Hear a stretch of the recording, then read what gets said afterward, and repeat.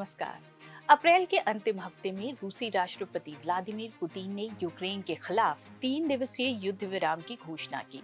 ये विराम 8 से 10 मई तक जारी रहेगा।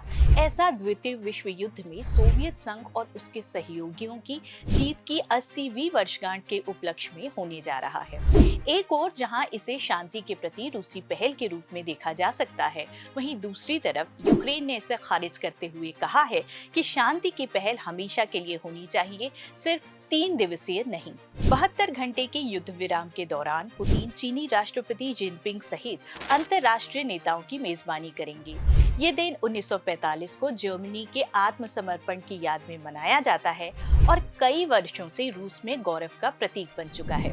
वैसे पुतिन ये कहने से नहीं चूके कि युद्ध विराम को मानवीय आधार पर लागू किया गया है और अगर यूक्रेन ने इसका उल्लंघन किया तो रूसी सेनाएं उचित और प्रभावी जवाब देंगी।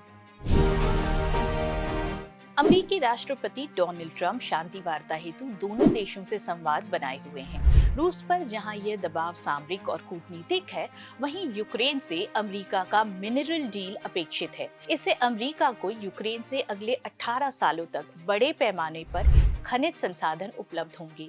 चीन पर उसकी खनिज निर्भरता कम होगी। इसीलिए अमेरिका के लिए ये केवल राजनीतिक नहीं बल्कि एक दुर्लभ व्यापारिक सौदा भी है।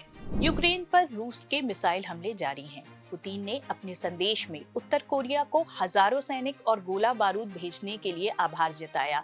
वहीं ईरान की ओर से ड्रोन और चीन की तरफ से मशीनरी और माइक्रो इलेक्ट्रॉनिक्स दिए जाने की भी खबर है। अप्रैल की शुरुआत में ज़ेलेंस्की ने घोषणा की कि 2 चीनी नागरिक यूक्रेन में रूस की ओर से लड़ते हुए पकड़े गए हैं। कीव के अधिकारियों का दावा है कि 150 से अधिक भाड़े के चीनी सैनिक रूस द्वारा भर्ती किए गए हैं। चीन ने हालांकि इन आरोपों को निराधार बताया है, मगर ज़ेलेंस्की इस खबर को भुनाए रखना चाहते हैं। वे जानते हैं कि अमेरिका का चीन से मतभेद ट्रंप को यूक्रेन के साथ खड़े होने के लिए बाध्य करेगा। अमेरिका को शक है कि चीन अपनी सेना के अधिकारियों को युद्ध देखने समझने के लिए भेज रहा है, जिससे वो ड्रोन से युद्ध लड़ना सीख सके। रूस के कई प्रचार करने वाले वीडियो चीनी सोशल मीडिया पर देखे गए हैं। दर्जनों चीनी युवा अब पुतिन की सेना में भर्ती हैं और अपने युद्ध के अनुभवों को चीनी टिकटॉक, जिसे डुइन भी कहा जाता है, उस पर साझा कर रहे हैं। रूस ने कई मौकों पर भारत का समर्थन किया है। खासकर 1955 में सोवियत संघ ने कश्मीर पर भारत के दावे का समर्थन किया था। ये वो समय था जब कई पश्चिमी देश या तो भारत के दावे के खिलाफ या खामोश थे। रूस ने भारत के पक्ष में 6 बार संयुक्त राष्ट्र सुरक्षा परिषद में वीटो भी किया है।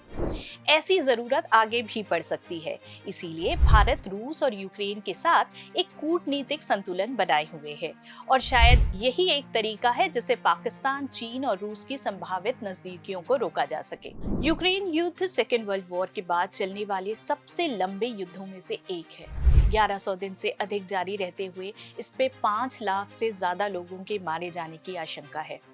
अमेरिका के 30 दिन के युद्ध विराम के सुझाव को रूस ने 3 दिनों के युद्ध विराम के रूप में अपनाया है। उम्मीद है भविष्य में ये विराम स्थायी होगा। वर्ल्ड व्यू में आज के लिए इतना ही। अगली बार फिर आपसे मुखातिब होंगे। इजाजत दीजिए। नमस्कार।